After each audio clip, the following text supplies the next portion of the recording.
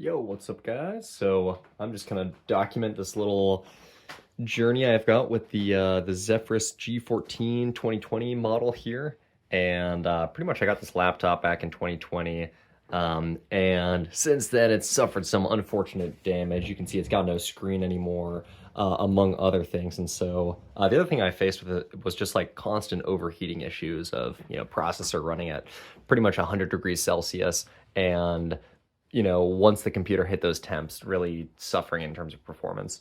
So I thought, hey, why don't I turn this into kind of like a desktop computer, which I could strap on some additional heat sinks and stuff and try to get cooling a lot better. So I've taken the motherboard and components out of here. I left the battery in the case, but you can see that I've actually got the internals of the computer mounted on this piece of wood over here. And so the way that I turn this thing on is I've got the power button extracted right here. It's just dangling on by this thin little ribbon cable. But you just give that a click and it fires up. And so interestingly, even out of its case, it's getting pretty bad thermal performance right now. And that also could be because as I was taking it apart, I've taken the heating pipes off a few times and whatnot, and probably just kind of destroyed the thermal paste in there a bit.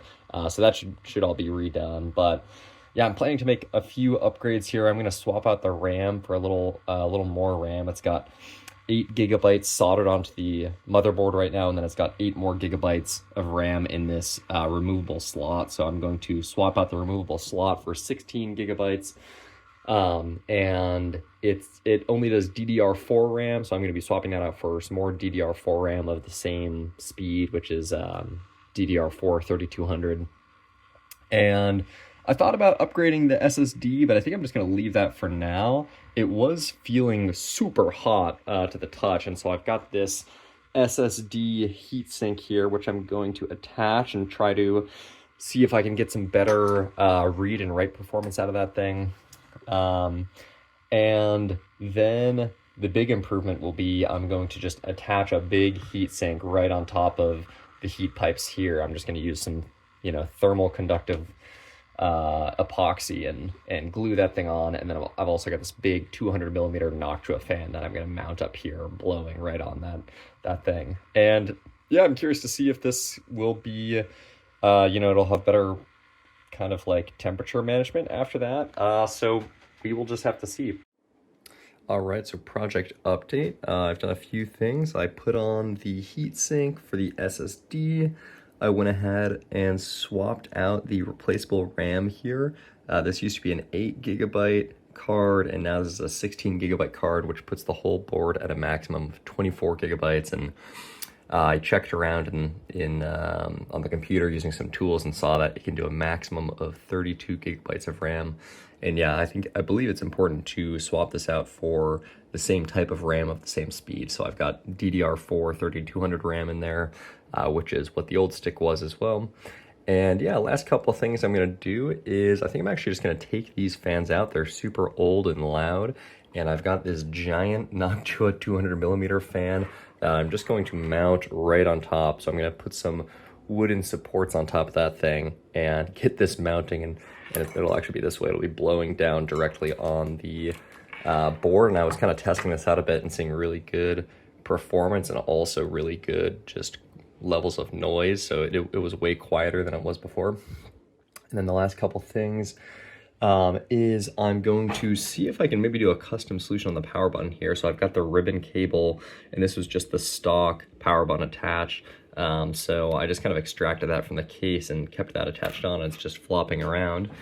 But when I mount this fan on top, it should probably block any places that you can really access the power button from. If I really need to, I could probably do something like, mount it over here. But what I have is I've got a breakout board for this ribbon cable thing. So what I'm hoping to do is to attach this to that ribbon cable port, which this was 10 pins in 0.5 centimeters, or at least that's what I ordered. Hopefully that works. But it looks pretty good. This is not focusing very well, but looks pretty dang good. So I think that'll work. And from there, I just need to figure out which pins on this ribbon cable are the power pins. And I think they're the first two, just by kind of like looking at some of the circuit lines on this thing. So the way I'll be able to test that is just by connecting two of the pins once I have that breakout board plugged in and seeing if this thing turns on. My only small piece of hesitation is that this thing is also a fingerprint reader. It's pretty terrible. I mean, actually, I don't really know. I just never used it, so I assumed it was terrible. But hopefully that doesn't like need to be plugged in for some kind of, I don't know, like authentication or DRM or something like that.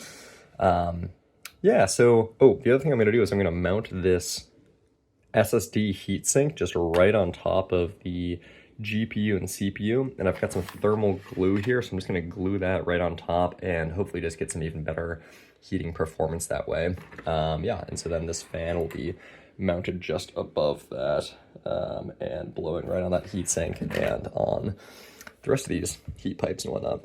So should be pretty cool. I'll make an update once that's all done. Yeah. All right, there we go. We got the heatsink clamped up on the heating tubes, heating pipes, whatever. Yeah, so I'll give that a few hours and we'll check up on it. All right, so got an update. I've got the power button wired up, I think. So you can see I've got my ribbon cable breakout going through the back, duct taped on, and then I found out it looked like it was pins 3 and 4 through some testing that seemed to turn this thing on. And yeah, then I've got that wired up to just a key switch over here, which I just kind of whittled out of the board, out of this backing board. And yeah, so that is the on button, I think. So we'll see if that works. All right, and we are done. So check it out. This is the final this is the final build, and you can see that I've got this giant dock to a fan. Back there is the heat sink that I've just thermal glued right onto the heat pipes.